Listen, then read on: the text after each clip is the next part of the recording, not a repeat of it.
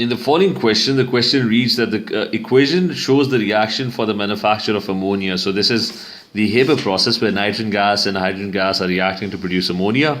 This specific reaction has a very high activation energy because this nitrogen molecule has very strong triple bonds. It's very hard to actually break those bonds.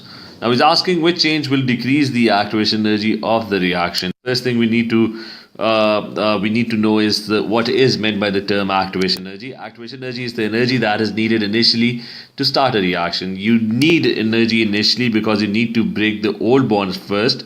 Once the bonds between nitrogen and nitrogen atoms are broken and hydrogen atoms are broken, only then can new bonds be formed and ammonia could be formed. So this first step of any reaction requires it's an endothermic.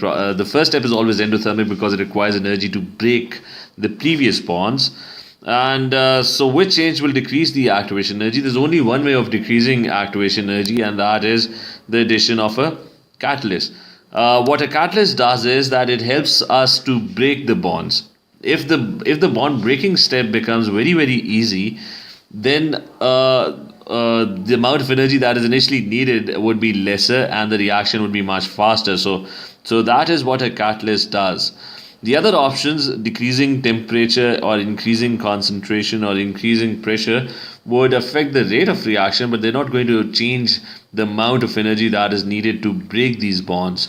So there's only one way of decreasing the activation energy, and that is by adding a catalyst or an enzyme.